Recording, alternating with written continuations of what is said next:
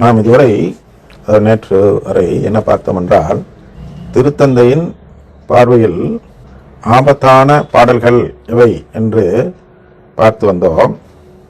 அதில் 6 வகை தருகிறார்கள் திருத்தந்தை அவர்கள். முதல் வகை என்பது தூய ஆவியால் தூண்டப்படாதவை அப்படின்னு ஒரு வகை. இந்த தூய ஆவியால் தூண்டப்படாத வகை என்பதை எப்படி அறிய வேண்டும் என்பதற்கு பல கருத்துக்கள் திருத்தந்தை கூறினார்கள்.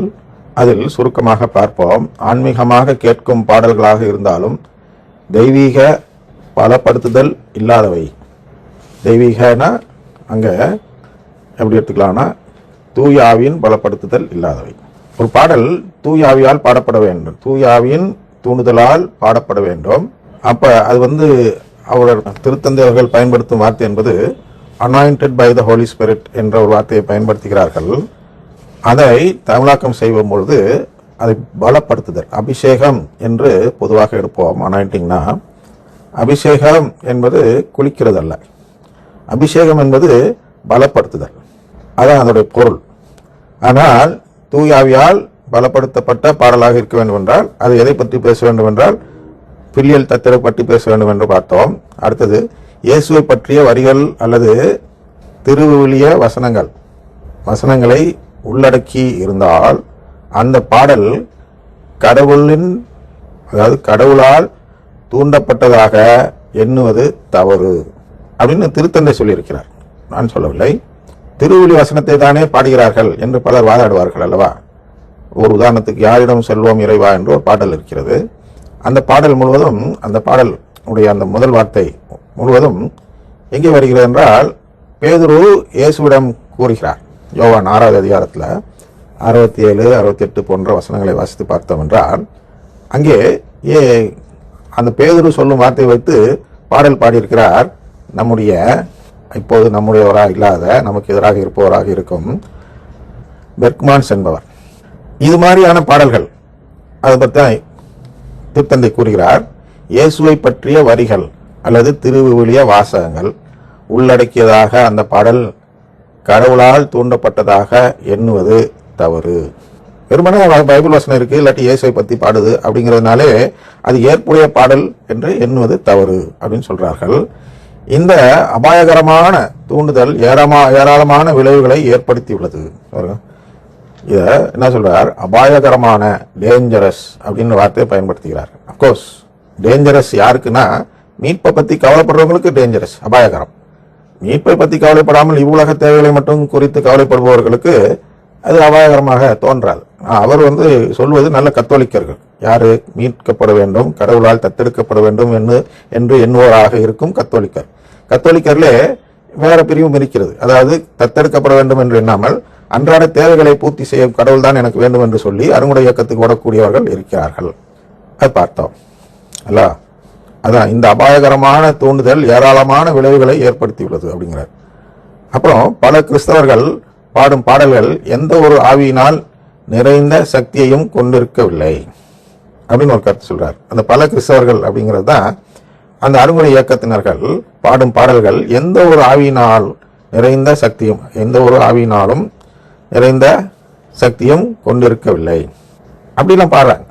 எந்த ஒரு ஆவினா என்ன செய்யணும்னா நம்மளை அந்த பில்லியல் தத்தெடுப்பை நோக்கி அழைத்து செல்ல வேண்டும், உலக நாட்டத்தை நோக்கி அழைத்து செல்லக்கூடாது. ஆனால் அருங்குடை இயக்கம் என்பது நம்ம எல்லாம் உலக நாட்டத்தை நோக்கி கடவுள் இயேசுவின் பெயரில் அழைத்து செல்ல பார்க்கிறது. இயேசு அதற்கு எதிரானவர்கள். அதுதான் நம்ம மார்க்கு 7:7 பார்க்கிறோம். 7:7 9 படிச்சு பாருங்கள். அடுத்தது என்ன சொல்றார் நம்ம திருத்தந்தை என்றால், அன்பானவர்களே, முன்னதாக நீங்கள் ஆவியால் நிரம்பியிருக்க வேண்டும் என்பதே முதன்மை தேவை. ஒரு பாட்டு அன்பானவர்களே என்கிற இடத்துல ஒரு பாடல் எழுதுவதற்கு முன்பு, ஒரு பாடல் பாடுவதற்கு முன்பு என்ன செய்கின்றோம்? பாடல் பாடுவதற்கு முன்னதாக நீங்கள் ஆவியால் நிரம்பியிருக்க வேண்டும் என்பதே முதன்மை தேவையாகும் என்று திருத்தந்தை சொல்கிறார். நம்ம அருங்குடை இயக்கத்தில் ஆவியால் தானே நிரம்பி பாடுகிறார்கள், அதுல என்ன தவறு நீங்க கேட்பீங்க. ஆவியால் நிரம்பி பாடுகிறவர்கள் சாவை நோக்கி போக மாட்டார்கள். ரோமர் 8:6 உங்களுக்கு வாசித்து காட்டுகிறேன். அதில் உங்களுக்கு தெரியும். இது என்றால், உதாரணத்திற்கு ஊனியல் மனநிலை கொண்டிருப்போருக்கு வருவது சாவே, ஆவிக்குரிய மனநிலை கொண்டிருப்போருக்கு வருவது வாழ்வும் அமைதியும் ஆகும். ஏனெனில் 7 வாசிக்கிறேன், ஊனியல் மனநிலை கடவுளுக்கு பகையானது, அது கடவுளின் சட்டத்திற்கு கட்டுப்பட்டிருப்பதில்லை, இருக்கவும் முடியாது. 8 என்ன சொல்ற, ஊனியல்புக்கு ஏற்ப வாழ்வோர் கடவுளுக்கு உகந்தவர்களாக இருக்க முடியாது. இது 3 வசனம் தாங்க மெயினா நம்ம அருங்குடை இயக்கத்தை குறித்து நாம் தெரிந்து கொள்ள வேண்டும். அருங்குடை பாடலும் அதை தான் நமக்கு சுட்டி காட்டுகிறது. அதனால்தான் இதை அபாயகரம் என்று திருத்தந்தை கூறுகிறார்கள். ஏனென்றால் ஊனியல்பை நோக்கிதான் இந்த இயக்கம் நம்மை அழைத்துச் செல்கிறது தவிர ஆவிக்குரிய இயல்பான கடவுளின் தத்தெடுக்கும் உறவு, அந்த உறவை நோக்கி அந்த இயக்கம் செல்வதில்லை. உறவை நோக்கி செல்லக்கூடியவர்கள் அங்கே இருந்தால் அவர்கள் உடனடியாக அங்கிருந்து வெளியேறி விடுவார்கள். ஏனென்றால் அவர்கள் தேடும் உறவு அங்கே இருக்காது. அவர்கள் தேடுவதை நோக்கி போகும்பொழுது தானாக வெளியேற வேண்டும். வெளியேறாதவர்கள் ஊனியல்பில் இன்பம் காண்கிறார்கள். 2 தெசலோனிக்கர் 2:12 வாசிங்கன்னா தெரியும். இந்த தீமையில் இன்பம் காண்போர் அப்படின்னா உறவு பெறாததில் இன்பம் காண்போர் தீர்ப்புக்குள்ளாக வேண்டும் என்று அங்கே கூறுகிறார். அதையும் பார்த்துக் கொள்ளுங்கள். அதுல உண்மையான ஆவிக்குரிய இயக்கத்தில் ஈடுபடுதல் அவசியம் அப்படின்னு சொல்றார். இந்த உண்மையான ஆவி அப்படின்னா என்ன? அதே 2 தெசலோனிக்கர் 2:10 வாசிங்கன்னா அதுல இருக்கும், என்ன இருக்குன்னா, மீட்கவல்ல உண்மையின் பால் ஆர்வம் காட்டுவது, அப்புறம் மீட்கவல்ல உண்மையின் பால் ஆர்வம் காட்ட மறுப்பது. அப்ப மீட்கவல்ல உண்மை, அதுல ஆர்வம் காட்டும் ஆவி, அதை நோக்கி அழைச்சிட்டு போற ஆவி. மீட்கவல்ல உண்மை என்ன? கடவுள் நம்மை தத்தெடுப்பார் என்ற உண்மையை நோக்கி அழைத்துச் செல்வது. மீட்கவல்ல உண்மையின் பால் ஆர்வம் காட்டாதவர்கள் யாரு? அதான் ஊனியல்பு நாட்டம் உள்ளவர்கள். ஆனால் அதற்கு அழைத்துச் செல்லும் ஆவி என்பது உண்மையான ஆவி அல்ல, அது ஒரு போலி ஆவி. அதே சாப்டர்ல 7 வாசிங்கன்னா சொல்லப்படும், அவன் சாத்தானின் ஆற்றலால் வருவான் என்று சொல்லப்படுகிறார் அல்லவா? அந்த அவன் தான் அந்த ஆவி. ஒரு ஆவி வரும் இயேசுவின் பேர்ல, அது சாத்தானின் ஆற்றலால் பல வல்ல செயல்கள்லாம் செய்யும். செஞ்சு என்ன செய்யும்? மீட்கவல்ல உண்மையின் பால் ஆர்வம் காட்ட மறுப்பவர்களை தன் வசம் இழுக்கும்.